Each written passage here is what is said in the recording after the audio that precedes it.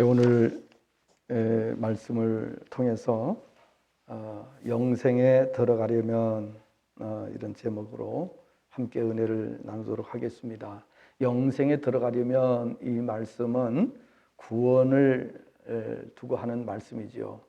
구원을 받아야 영생에 들어갈 수가 있기 때문입니다. 많은 사람들이 이 구원에 대해서, 영생에 대해서 오해를 하고 있는 부분들이 있습니다. 오늘 여기 본문에 나오는 관리도 고위직 관리입니다. 이 지금 나오는 이 관리라고 하는 이 직책이 바로 이제 아르콘이라고 하는 헬라어 단어인데요. 통치자, 주, 왕, 관원, 관리, 또 사내들인 그 당시에 의원, 이러한 그 번역을 사용할 때에 이 아르콘이라고 하는 단어를 사용했습니다. 그래서 고위직 관리라고 볼 수가 있습니다. 물론 이 중에 하나인데 이제 그렇게 하는 것이 적당한 번역이고, 또 우리 성경에도 그렇게 번역을 하고 있는 것을 볼 수가 있습니다. 그런데 이 관리가 이렇게 좀 오해를 하고 있는 부분들이 무엇인가 하면은 영생에 관해서 오해를 하고 있었다 하는 겁니다. 그러면 이 관리는 어떤 오해를 하고 있었는가 하면은 천국에 들어가려면, 즉 영생에 들어가려고 하면은 어떻게 하면 들어갈 수 있다고 생각을 했는가 하면은 계명을 열심히 지키면 그것이 바로 영생에 들어갈 수 있는 비결일 것이다, 이렇게 생각을 하고 열심히 계명을 지켰어요. 여기서 말하는 계명은 뭐예요? 10계명을 말하는 거예요. 10계명을 열심히 지켰어요. 그러면 이제 이 정도 지켰으면은 천국에 갈 수 있을까? 영생을 얻을 수 있을까? 한번 예수님 앞에 여쭤보고 싶은 거예요. 너무 궁금한 거예요. 이 정도까지 했는데 만약에 안 된다고 하면은 그럼 어떻게 할까? 아마 여러 가지 생각을 하면서 예수님을 찾아가서 이렇게 여쭤봤어요. 선생님, 선한 선생님, 영생을 얻으려면 어떻게 해야 됩니까? 이렇게 질문을 했어요. 그러니까 예수님은 벌써 이 부자, 아주 돈이 많은 그 부자이면서 관리예요. 고위직 관리예요. 그러니까 이 사람의 마음을 예수님께서 꿰뚫어 보시고 계셨습니다. 그러니까 이 사람은 지금 자기가 계명을 잘 지켰기 때문에 이래서 영생에 들어갈 수 있을 것이라는 생각을 가지고 예수님을 찾아온 사람이에요. 그러니까 예수님 앞에 이제 이렇게 질문할 때에 영생에 들어가는 길이 무엇입니까?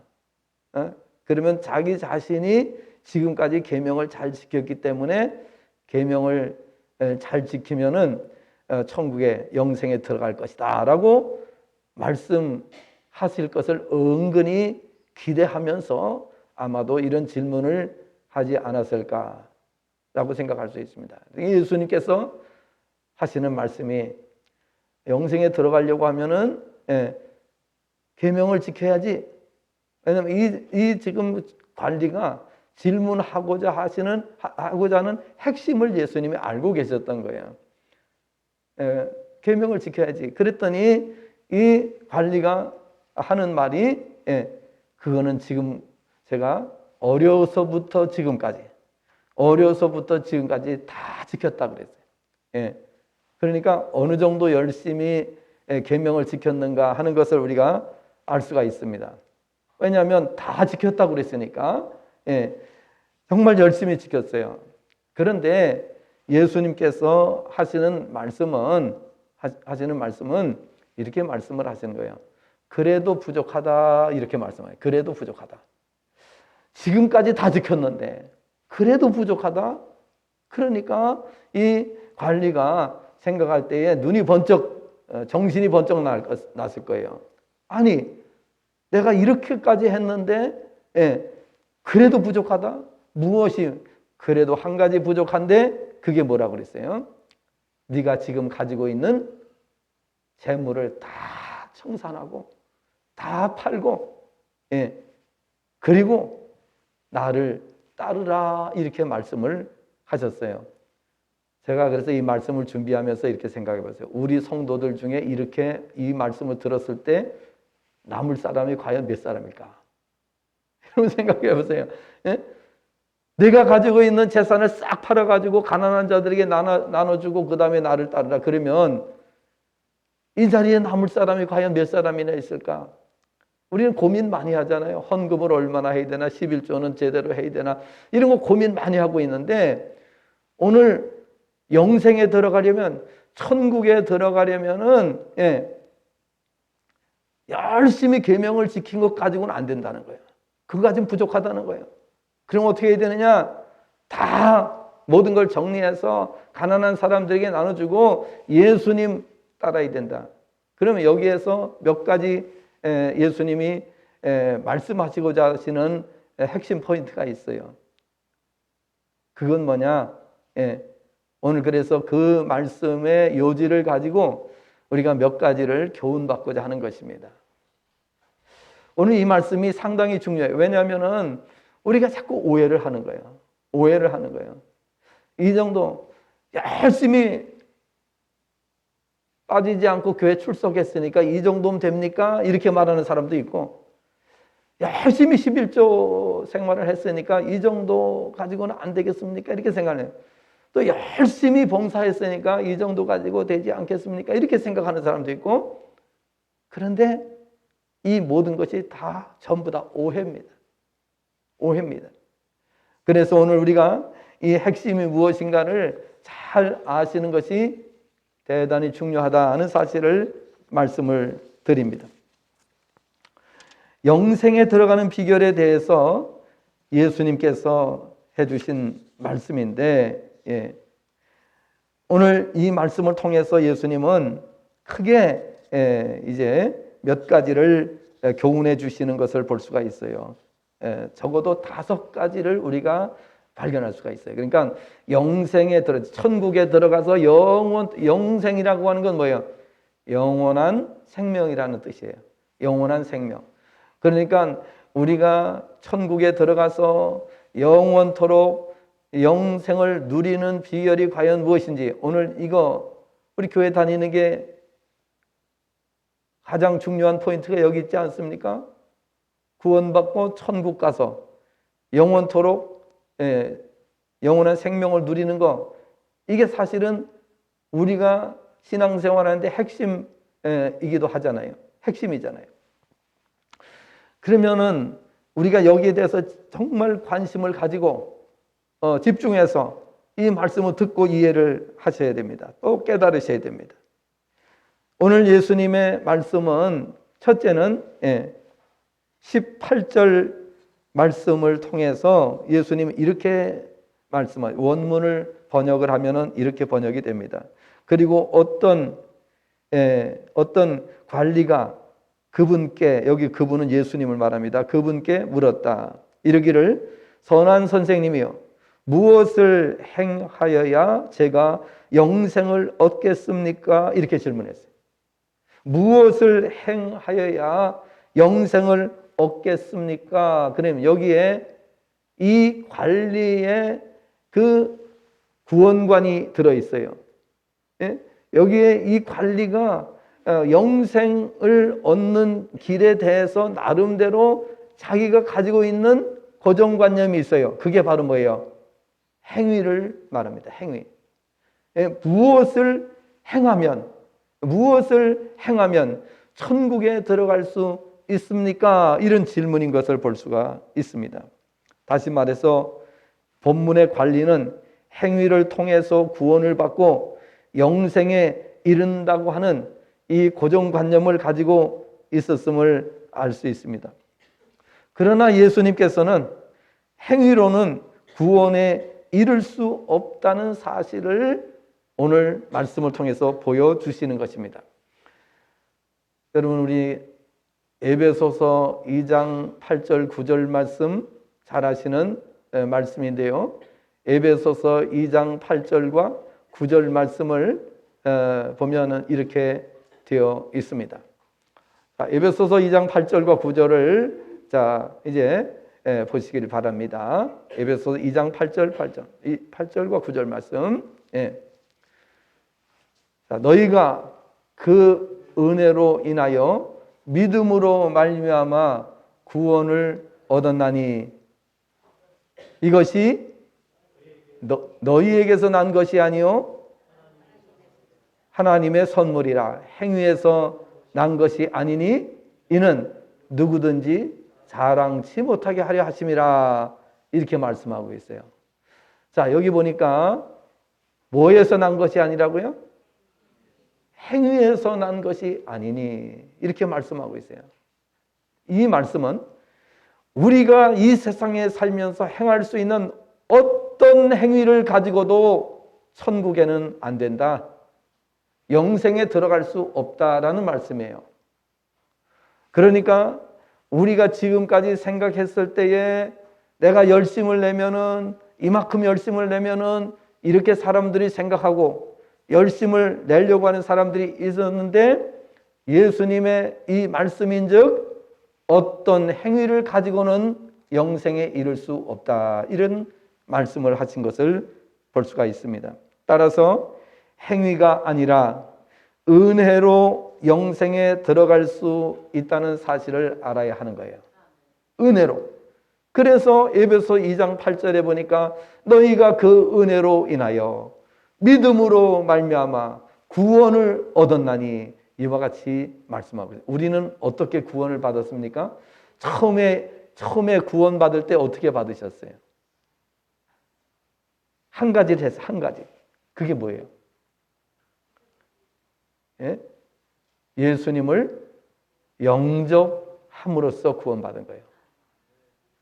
요한복음 1장 12절을 보니까 영접하는 자, 곧 그 이름을 믿는 자들에게는 하나님의 자녀가 되는 권세를 주셨으니, 이렇게 말씀하고 있어요. 그래서 예수님을 영접하면 일단 하나님의 자녀가 되고, 하나님을 그 순간 누구라고 불렀어요? 아버지라고 불렀단 말이에요. 아버지. 여러분, 내가 아버지라고 부른다고 하나님께서 대답 안 하시면 끝나는 거잖아요. 근데 우리가 예수님을 영접하고 하나님을 아버지라고 부르면 100% 하나님께서 반응을 나타내시는 거예요. 예수님 영접 안 하고는 하나님을 아버지로 부를 수도 없지만은 불러도 소용이 없어요. 하나님 대답을 안 하시는 거예요. 자격이 안 갖춰졌으니까. 자격은 뭐냐? 예수님을 구주로, 마음의 구주로 영접하는 것. 이것이 영생에 들어가는 길인 거예요. 근데 오늘 여기 이 부자 관리는 어떻게 생각하고 있어요? 어떤 행위를 하면은 천국에 들어간다, 영생에 들어갈 것이다 라고 생각하고 있었어요. 하나님의 뜻과는 정반대로 생각하고 있었다, 그 말이에요. 그러니까 교회를 다녀도 하나님의 뜻과 반대로 생각하면서 교회를 다니는 사람이 있어요. 틀림없이 있을 수밖에 없어요. 그래서 우리가 헛되이 신앙생활 하시면 안 되고, 만약에 예를 들어서 내가 30년, 40년 신앙생활 하는데 30년 동안은 행위로 구원받는 줄 알고 다녔어. 그러면 나머지 시간밖에는 우리가 정말 믿음으로 온전히 살 수가 없어요. 그러면 30년은 날아간 세월이잖아요. 물론 뭐 하나님이 합력하여 선을 이루시기는 하지만은, 그러나 얼마나 아깝습니까? 30년 동안 제대로 믿음으로 일했으면은 어마어마한 일을 했을 텐데, 그렇죠? 여러분, 우리가 교회에 그냥 형식적으로 왔다 갔다 하고 이렇게 신앙생활 하는 것이 아니라 제대로 된 신앙생활을 하면은 여러분, 우리의 삶이 정말 요긴하게 하나님 앞에 쓰임을 받게 되는 줄로 믿습니다. 아주 귀한 일을, 엄청난 일을 하게 되는 거예요. 엄청난 일.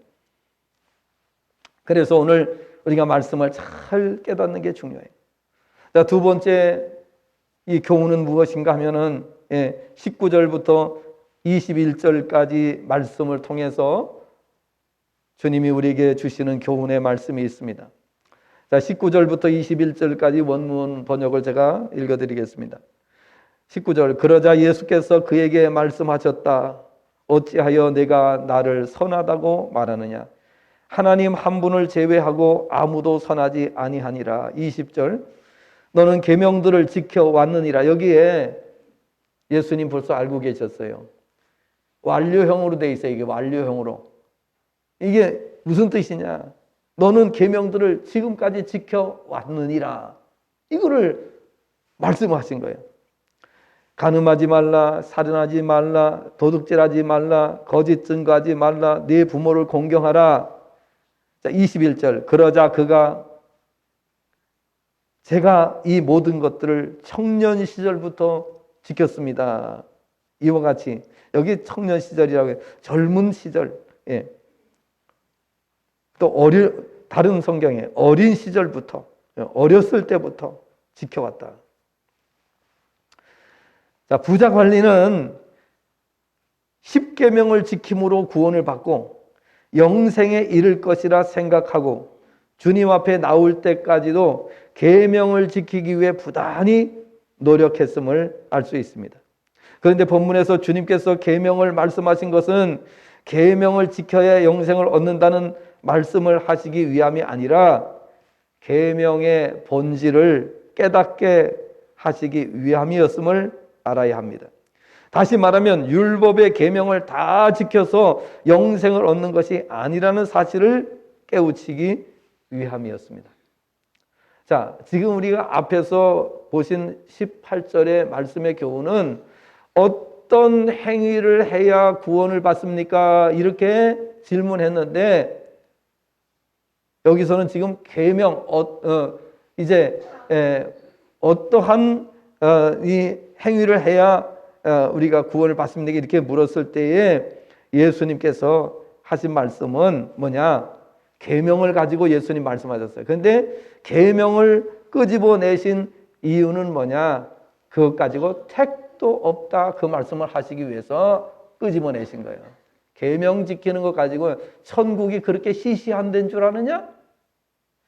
네가 가진 모든 것을 싹 다 바친다고 해도 천국은 자격이 안 돼. 그 말씀이에요.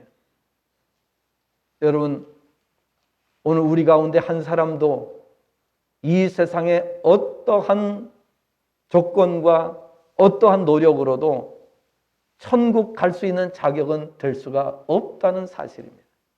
절대로 안 됩니다. 그것이 바로 오늘 말씀에서 예수님께서 하시고자 하시는 의도인 것입니다. 계명을 다 지키니까 이 부자 관리는 신이 났어요. 그렇죠? 왜? 지금까지 자기가 다 해온 것을 가지고 지금 말씀을 하시는 거예요. 그러니까 신이 나가지고 그거 다 했습니다. 제가 예전부터 어렸을 때부터 지금까지 다 해온 것입니다.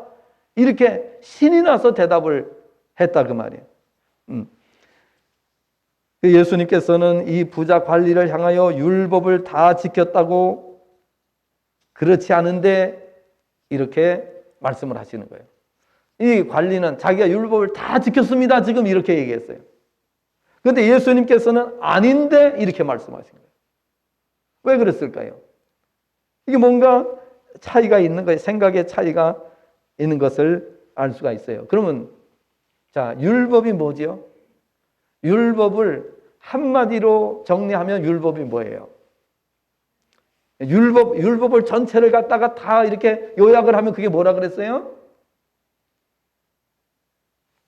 예. 하나님 사랑, 이웃 사랑이에요. 하나님 사랑, 이웃 사랑. 율법 전체를 다 말하면은 사랑이라고 하는 단어 하나에 집약이 되는 겁니다. 그런데 그거를 세분화하자면은 하나님 사랑, 이웃 사랑. 하나님을 어떻게 사랑하라고 그랬어요? 내 마음을 다하고 뜻을 다하고 목숨을 다하고 힘을 다하여 내 하나님을 사랑하라. 내 이웃은 어떻게 사랑하라고요? 내 자신과 같이 사랑하라. 이것이 온 율법과 선지자들이라고 예수님 말씀하신 것을 볼 수가 있습니다. 그런데 이 청년이 지금까지 10계명을 지킨다. 계명을 지킨다고 했으나 그러나 성경에서 요구하시는 그 말씀을 보면 택도 없다는 거예요. 지금 이 청년은 다 지켰다고 그랬죠? 말도 안 된다고 예수님 말씀하셨어요. 그것 가지고는 어림도 없다, 택도 없다. 여러분, 우리가 주일 지켜서 만약에 구원을 받는다 이렇게 하면은 어떻게 되겠어요? 우리가 헌금 드린 거 가지고서 구원받는다, 영생에 이른다 그러면 어떻게 되겠어요? 택도 없다죠. 택도 없다, 그죠? 우리가 전도한 것 가지고 구원받는다 그러면 어떻게 돼요? 택도 없다. 여러분, 우리가 무엇을 가지고 하나님께서 말씀하신 그 기준에 우리가 도달할 수 있습니까? 어떤 것도 어떤 행위로도 안 된다라는 사실을 예수님은 말씀하신 것입니다. 예수님 그래서 하신 말씀이 이렇게 말씀하십니다. 율법을 다 지켰다고 그러니까 아닌데, 율법 다 지킨 거 아닌데, 율법을 다 지키려면 하나님을 목숨을 다해서 사랑해야 되고 이웃을 내 자신처럼 사랑해야 되는데, 그러면 내 전 재산을 팔아도 이거는 할 수가 없어. 여러분, 우리가 지금 교회를 다니는 이것 때문에 구원받습니까? 택도 없습니다. 이게 1000분의 1이 됩니까? 10,000분의 1이 됩니까? 억만분의 1이 됩니까? 우리가 이렇게 신앙생활하는 거 억만분의 1도 안 됩니다. 택도 없습니다.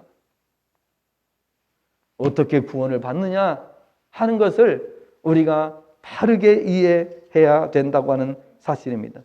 그런데 이 청년에게 예수님, 부자 관리에게 예수님 하시는 말씀이 다른 데는 또 청년으로 나왔어요. 전 재산을 팔아서 그 계명대로 네가 지켰다고 하는, 다 지켰다고 하는 계명대로 살았으려면은 네가 가지고 있는 재산을 전부 다 팔아가지고 다 가난한 사람에게 나눠주고, 여러분, 하나님을 목숨을 다해서 힘을 다해서 내 마음을 다해서 하나님 사랑하라 그랬는데 어림이나 있습니까? 어림도 없죠. 그렇죠? 그 말씀의 기준대로 하면은 어림도 없어요. 어림도 없어요. 그런데 부자 청년이 다 지켰다고 그러니까 여러분, 이게 얼마나 우스꽝스러운 이야기입니까? 오늘 우리 가운데 한 사람이라도 지금까지 제가 하나님 말씀대로 살았습니다. 하나님 말씀 다 지키면서 살았습니다. 계명 다 지켰습니다. 이렇게 만약에 말한다면은 주님께서 뭐라고 그러시겠어요? 야, 그거는 억만분의 1도 안 된다. 이렇게 말씀하실 수밖에 없는 거예요. 이것을 우리가 깨달아야 그 다음에 은혜를 받게 되는 거예요. 큰 은혜를 받게 되는 거예요. 이 말씀을 하신 것은 사람이 구원을 받고 영생에 들어가는 것은 인간의 노력으로는 불가능하다는 것을 보여주신 거예요.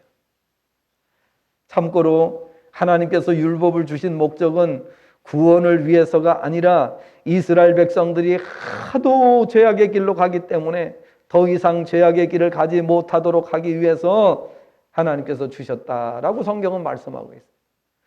이스라엘 백성이 툭 하면 죄 짓고 툭 하면 하나님 거역하고 툭 하면 원망하고 불평하고 하나님 뜻을 거역하니까 하나님께서 더 이상 그러면 안 돼. 요거 선을 넘어서면 다 죽어. 그러니까 이 선을 넘어가지 마라. 그게 율법이에요.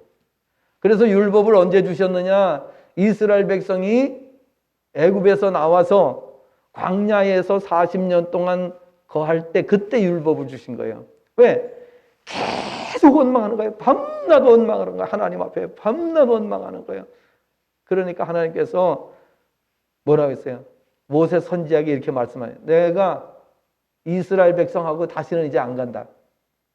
왜냐하면 이 백성은 틈만 나면 원망한다. 틈만 나면은 죄를 짓고 틈만 나면 나를 거역한다. 그래서 내가 이 백성과 함께 가지 못하겠다. 이렇게 말씀하셨어요. 그러니까 모세 선지자가 막 떼를 써요. 하나님 앞에. 하나님 같이 안 가시려면은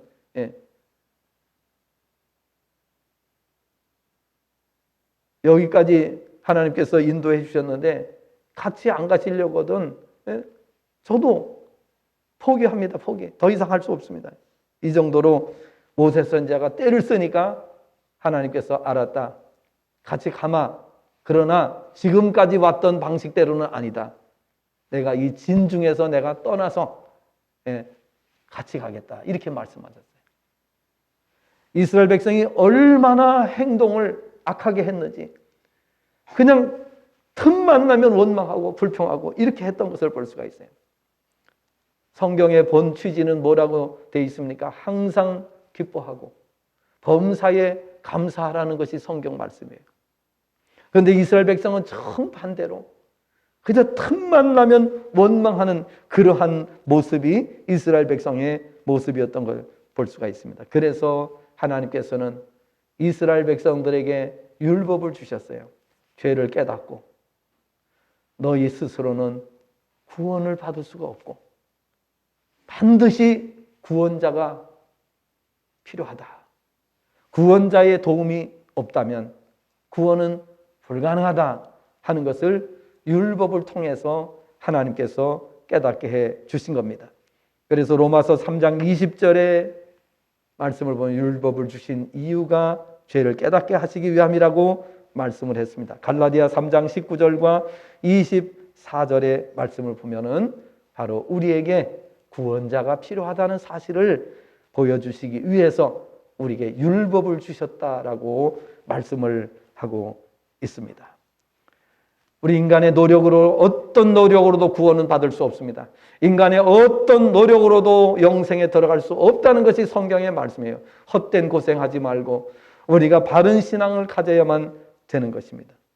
세 번째 교훈은 세상 재물에 대한 애착을 내려놓고 오직 주님만 믿고 따르라는 교훈입니다. 원문 번역 22절부터 25절까지의 말씀을 번역하면 이렇게 번역이 됩니다. 그러나 예수께서 들으시고 그에게 말씀하셨다. 너에게 아직 한 가지가 부족하니라. 너는 내가 가지고 있는 모든 것들을 팔아라. 그리고 가난한 자들에게 나누어 주라. 그러면 너는 하늘의 보물을 가질 것이다. 그리고 너는 와서 나를 뒤쫓으라.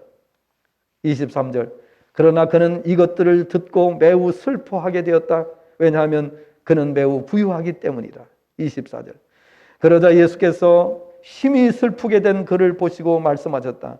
재물을 소유한 자들이 하나님의 나라에 들어가기가 얼마나 어려운지. 25절. 왜냐하면 부유한 자가 하나님 나라에 들어가는 것보다 낙타가 바늘귀를 통하여 들어가기가 더 쉽기 때문이다 라고 말씀하셨습니다. 여러분, 구원은 인간으로서는 할 수가 없어요. 불가능합니다. 노력으로도 안 돼. 정성으로도 안 돼.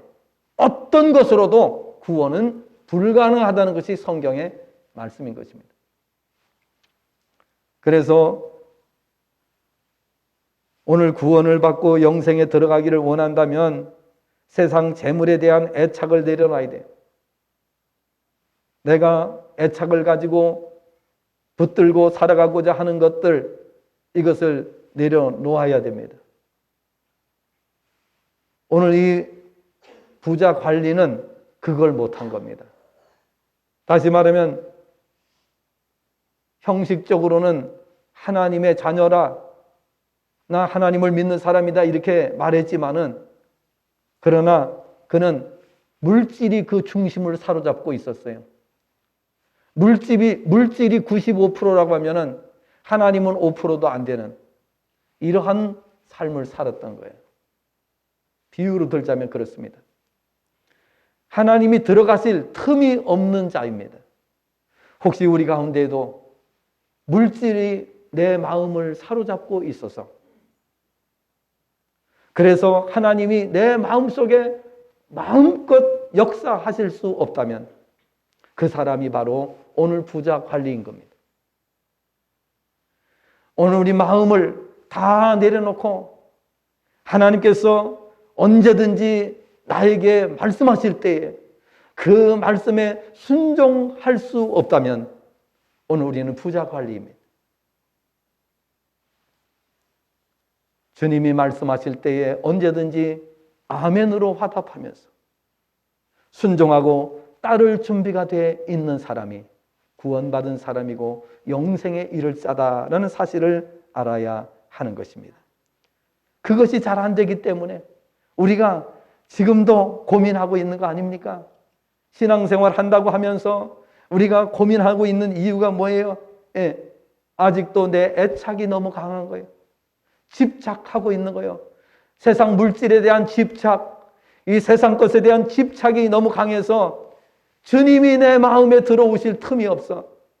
주님이 마음껏 기쁜 마음으로 즐거운 마음으로 내 마음 속에서 주님이 일하셔야 되는데 그렇지가 않다는 거예요. 고린도전서 3장 16절의 말씀을 보니까 뭐라고 되어 있습니까? 너희가 성령의 전인 것과 성령이 너희 안에 거하시는 것을 알지 못하느냐라고 말씀하죠. 여러분, 우리 자신을 돌아보는 시간 되시기를 바랍니다. 성령이 지금 내 마음에 들어오셔서 기쁘게 내 마음속에 오셔서 나와 교통하고 계시는지, 아니면은 성령께서 내 마음속에 들어오시기가 껄끄러우셔서 이 마음속에 들어가자니 안 들어가자니 그렇고 들어가자니 정말 그렇다, 이렇게 되면 안 되는데 오늘 우리 자신의 마음을 돌아보시기를 바랍니다. 부자 청년은요, 성령이 들어가실 틈이 없는 사람이에요. 이 부자 관리는요, 세상 이 물질로 마음이 꽉 차 있는 사람이에요. 권력과 세상의 욕망과 세상의 물질 이런 것으로 꽉 차 있어요. 그런 사람이 명예에 대한 욕심은 없겠어요? 어떤 세상에 대한 그런 욕심이 없겠어요? 그 욕심으로 가득 차 있기 때문에. 그러나 이 말씀을 들어보니까 영생도 얻어야 되겠다고 생각한 거예요.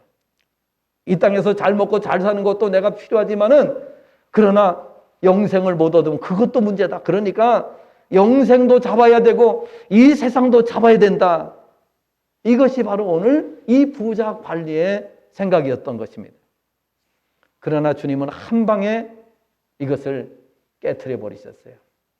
택도 없다. 택도 없는 소리 하지도 말아라. 이 말씀이에요.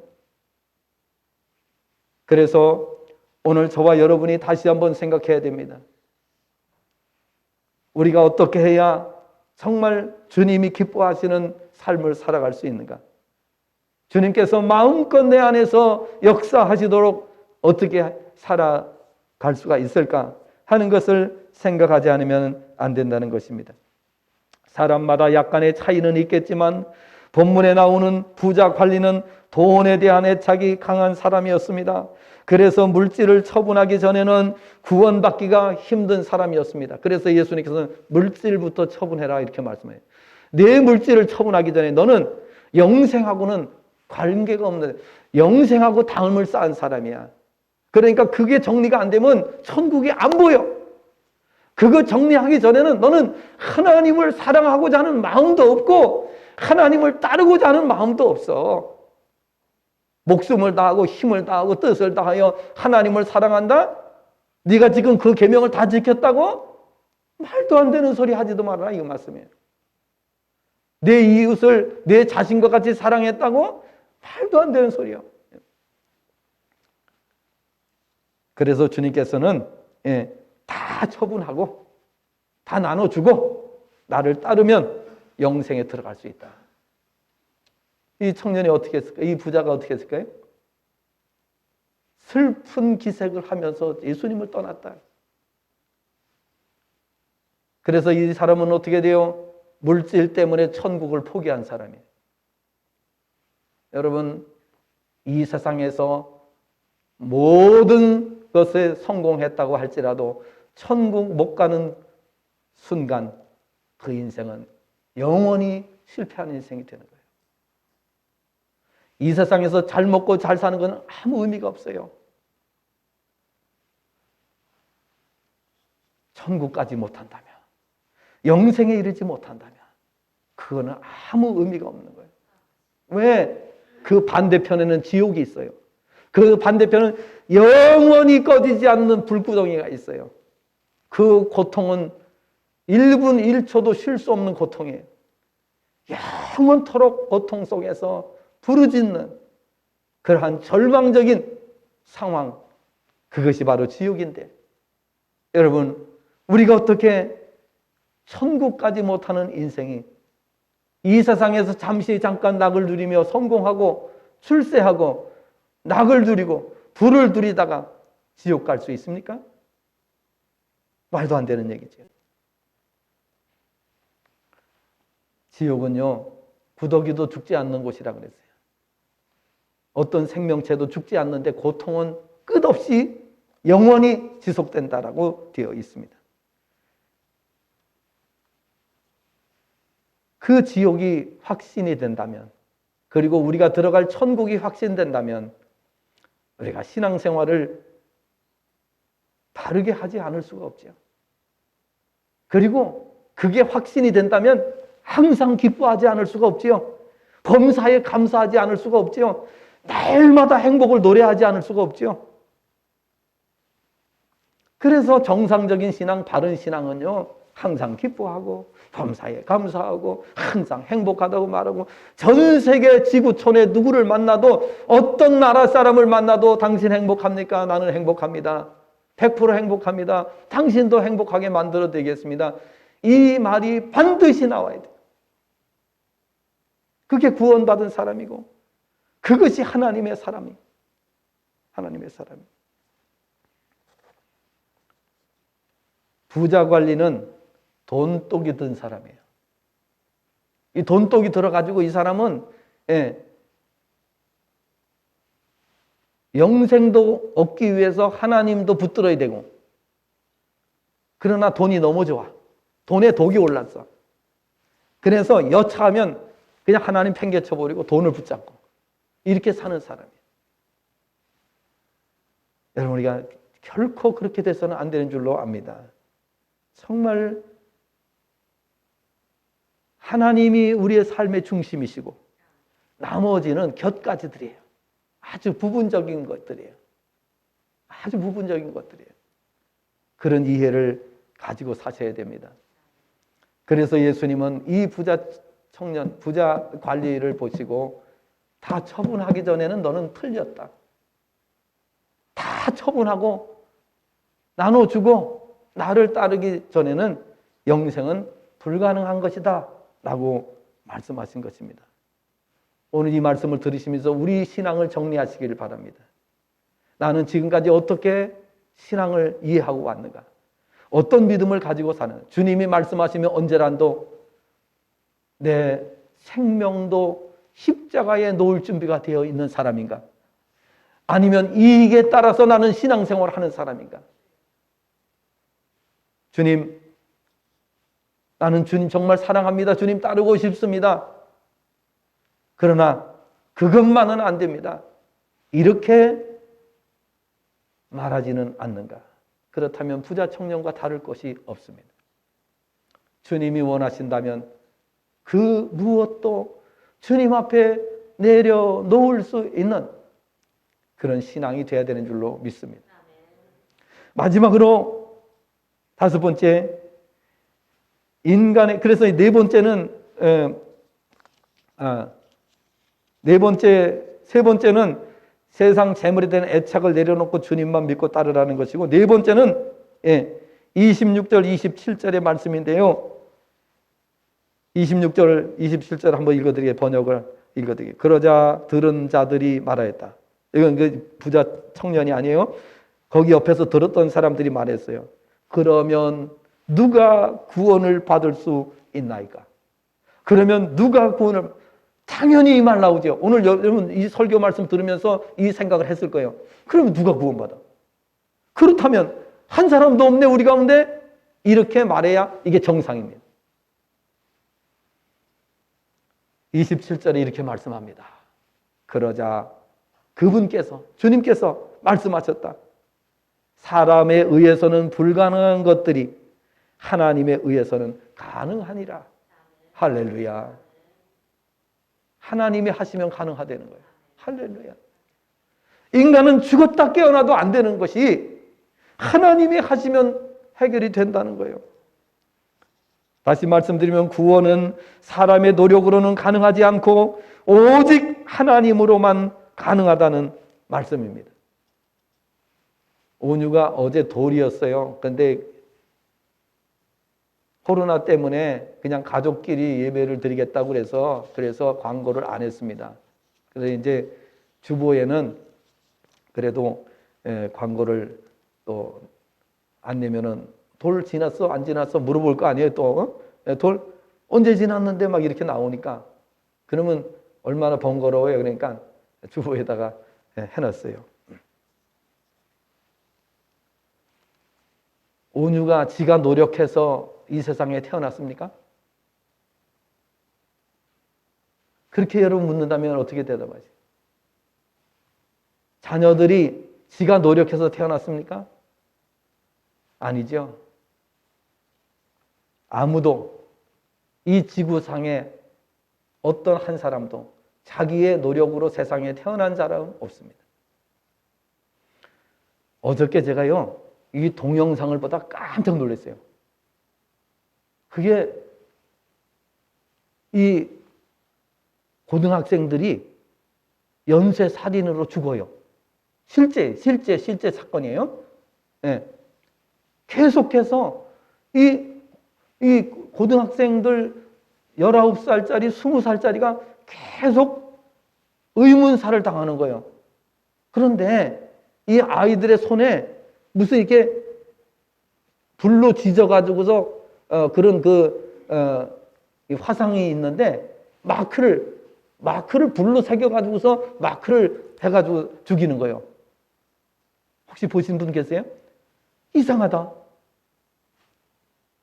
그래가지고 경찰이 계속해서 추적하다 보니까 이제 얘기 길어지면 안 되니까 생략하고요. 정자를 기증한 남자가 아마 우리나라의 스카이대 중에 다니는데 우리나라의 최고의 대학을 들어가는 그런 실력을 가진 학생이라는 거예요. 그런데 이 사람이 정자 기증을 했어요. 정자 기증을 하고 그게 원래는 병원에서 알려주면 안 된대요. 누구네 집으로 정자 기증했다 이걸 알려주면 안 된다고 그러는데 그걸 정보를 빼냈어요. 빼내가지고 자기 정자를 통해서 태어난 아이들만 찾아다니면서 다 죽이는 거예요. 야, 정말 너무 끔찍한 거예요. 너무 끔찍한 거예요. 네. 자, 우선 뭐 그 얘기 할 시간이 없으니까요. 넘어가고 이 말씀을 드리는 이유가 무엇이냐? 자기의 노력을 가지고 태어난 인생은 없다 그 말이에요. 정자를 주어서 태어난다 할지라도 그거는 자기의 노력이 아니에요. 그렇죠? 예. 그래서 생명이라는 것은 스스로 태어날 수가 없다. 이겁니다. 오직 생명은 하나님께로부터 온다고 되어 있습니다. 아멘입니까? 예. 그러면 우리가 구원받는 것도 하나님께로부터 온다고 되어 있어요. 영생에 이르는 것도 하나님이 아니면 될 수 없다는 거예요. 생명이 태어나는 것도 그렇지만은 우리가 구원받고 천국에 들어가 영원한 생명을 누리는 것도 인간의 노력으로 될 수 있는 것은 단 한 건도 없다는 거예요. 오직 하나님으로부터 온다. 그래서 우리가 신앙생활하면서 하나님의 은혜를 노래하는 겁니다. 모든 것이 하나님의 은혜, 모든 것이 하나님의 은혜라고 이야기하는 것입니다. 따라서 인류를 지으시고 세상을 창조하신 하나님께서 우리 인생들을 구원하시고 영생에 이를 수 있도록 해 주실 때만 영생이 가능하다라는 사실을 말씀합니다.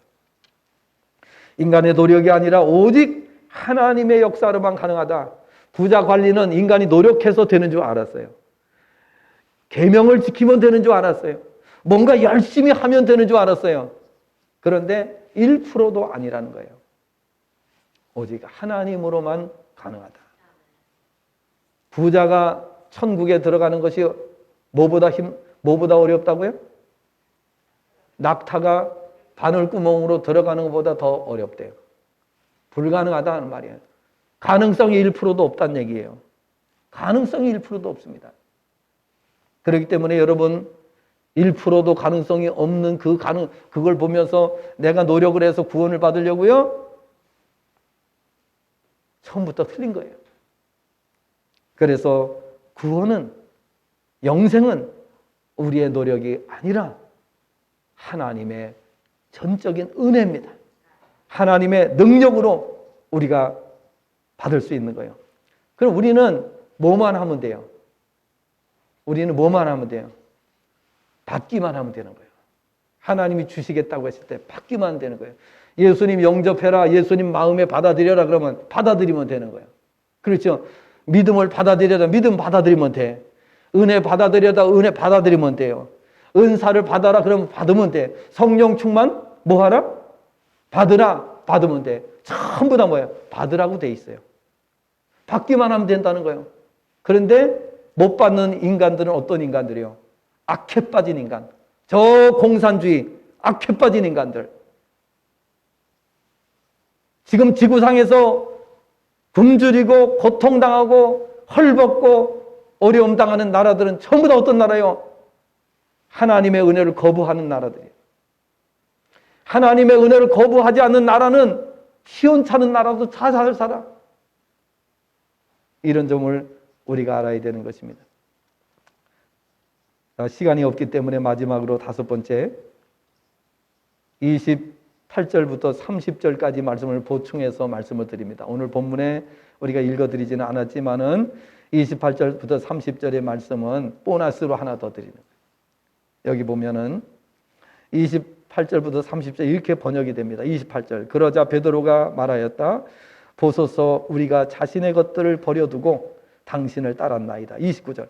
그러자 그분께서 주님을 말합니다. 그들에게 말씀하셨다. 하나님의 나라를 위하여 집 또는 아내나 형제나 부모 또는 자식을 버린 자는 아무도 없다는 것을 내가 진실로 너희에게 말하노니 그가 이 시대에 여러 배를 받고, 다른 데는 100배입니다. 다른 복음서에는 100배를 받고 오는 세대에 영생을 받지 못하는 자가 결코 없다는 것을, 이렇게 문체가 생략이 되어 있는 문체예요, 이게. 예수님의 수제자에 있던 베드로는 주님의 말씀을 다 듣고 난 후에 28절을 보면 보소서 우리가 자신의 것들을 버려두고 당신을 따랐나이다 라고 말했습니다. 그러자 29절에서 예수님은 하나님의 나라를 위하여 집 또는 아내나 형제나 부모 또는 자식을 버린 자는 아무도 없다는 것을, 뭐가 없다는 것을 내가 진실로 말하니 그가 이 시대에 여러 배를, 그리고 오는 세대에 영생을 받지 못하는 자가 결코 없다는 것을, 이 말씀이에요. 그래서 영생에 들어갈 자는요, 그 노력 때문에 들어가는 것이 아니라 하나님께서 영생을 주시기로 작정된 자라고 사도행전에 말씀하셨어요. 작정된 자들은요, 주님을 믿기 위해서, 주님을 따르기 위해서, 하나님을 사랑하기 위해서 자신의 모든 것을 다 들여서 하나님 앞에 나아간다는 사실을 말씀하고 있어요. 그리고 그렇게 하는 자들에게는 하나님께서 가난의 저주를 끝내주신다는 거예요. 이 땅에서 100배를 주시고 내세에서 영생을 얻게 하시고, 그래서 예수 믿는 가정, 개인, 가문, 국가 가난 없습니다. 만약에 예수 믿는데 가난하다 그러면 그건 문제가 보통 심각한 문제가 아니에요. 우리가 하나님 말씀대로 순종하지 않고 내 고집대로 살든지, 뭔가가 하나님의 뜻과 배치되는 이 부자 청년, 이런 모습으로 살아가든지. 이 부자 관리는요, 돈은 많이 벌었지만은, 그리고 직책도 높아졌지만은, 그러나 영생이라고 하는 이 가장 소중한 선물을 놓친 사람, 불쌍한 영혼입니다. 한없이 불쌍한 존재라는 사실을 우리가 알아야 되는 것입니다. 우리는 이 자리에 계시는 여러분은 이 부자 관리보다 다 나은 분들인 줄로 믿습니다. 왜 아멘이 없으세요? 예? 부자 관리보다 최소한도요, 부자 관리보다는 훨씬 더 나은 분들이에요. 이것을 아시길 바랍니다. 왜 우리는 내 힘으로 안 되고, 내 노력으로 안 되고, 내 의지로 안 되고, 내 행위로 안 되고, 오직 주님의 은혜만을 사모합니다. 주님의 은혜만이 나를 구원할 수 있습니다. 주님의 은혜만이 나를 천국 보낼 수 있고요. 주님의 은혜만이 나를 살려줍니다. 이 고백을 하는 사람이 주님의 백성들입니다. 이 고백을 하는 사람들이 하나님께서 창세전에 택하신 사람이고 부름을 받은 사람들이고 예수님의 구원을 받은 사람들인 겁니다. 영생에 들어갈 자들은요, 오직 주님만 믿고 따르는 자들이라는 것입니다. 우리가 다 모든 것을 버려두고 주님을 따랐다, 이렇게 고백을 했어요. 예.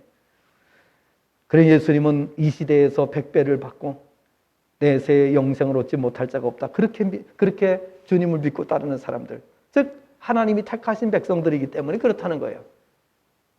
인위적으로 그건 할 수가 없다는 거예요. 마태복음 10장 37절부터 39절을 보면 주님께서 다음과 같이 말씀하시면, 아버지나 어머니를 나보다 더 사랑하는 자는 내게 합당하지 아니하고 아들이나 딸 나보다 더 사랑하는 자도 내게 합당하지 아니하며, 38절 또 자기 십자가를 지고 나를 따르지 않는 자도 내게 합당하지 아니하니라. 39절 자기 목숨을 얻는 자는 잃을 것이요 나를 위하여 자기 목숨을 잃는 자는 얻으리라. 아멘. 이 말씀이 오늘 우리 마음속에 아멘으로 받아들여지는 사람이 하나님이 택하신 백성이고 하나님께서 구원하시기로 작정된 사람들인 것입니다. 할렐루야. 노력을 가지고 하는 게 아니에요. 하나님이 택해 주셔야 되는 거예요. 조금 전에도 말씀드렸습니다만 우리 어린애가 자기가 세상에 태어나고 싶다고 막 몸부림을 쳐가지고 세상에 태어나지는 않는다 그 말이에요. 자기의 의지와 상관없이 태어나는 것처럼 하나님의 자녀가 되는 것도 똑같다는 거예요. 우리 인간의 의지와 노력으로 되는 것이 아니라 하나님이 택하시고 하나님이 인도하시고 하나님의 자녀 삼으시고 하나님이 역사하셔야 되는 거예요. 말씀을 맺습니다. 이상의 말씀들을 종합하면 결국 하나님께서 우주 만물을 지으신 주인이 되심과 모든 주권이 그분에게 있음과 그분께서 영생의 나라를 예비하시고 우리를 그 영원한 나라에 부르신다는 사실을 믿고 확신하는 자, 이 사람들이 구원받은 사람이에요. 택함받은 사람들이에요. 그러므로 주님만 믿고 따르는 자들이 영생에 들어가는 것이 오늘 말씀의 요지인 것입니다.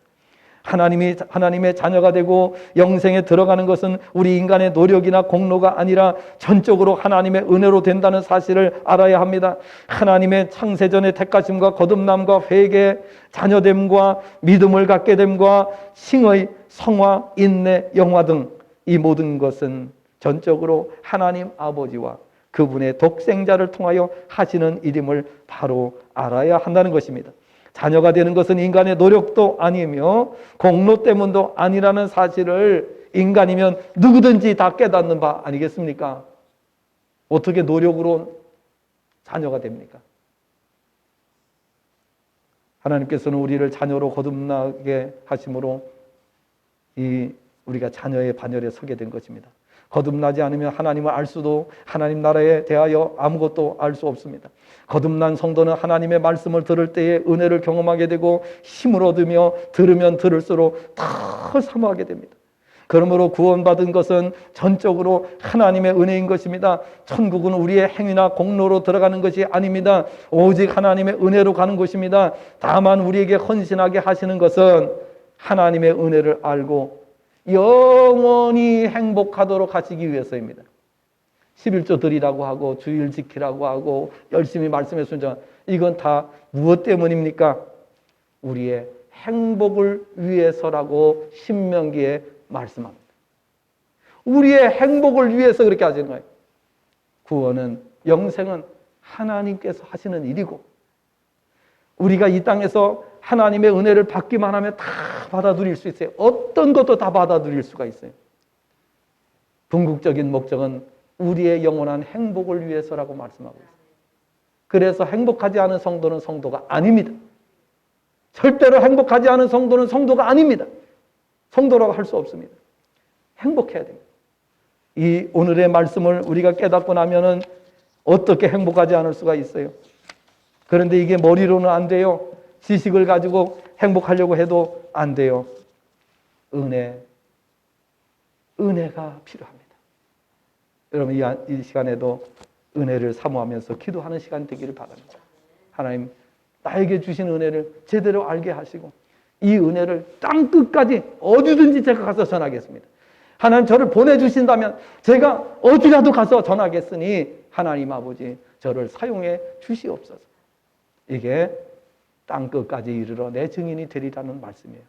행복하면 어디든 못 가요. 행복하면 아프리카는 못 갑니까? 행복하면 우리가 그 어느 나라들 못 갑니까? 누구를 못 만나겠습니까? 행복하십시오. 진정으로 행복한 성도가 되시기 바랍니다. 기도하겠습니다. 하나님 아버지, 은혜와 사랑을 감사를 드립니다.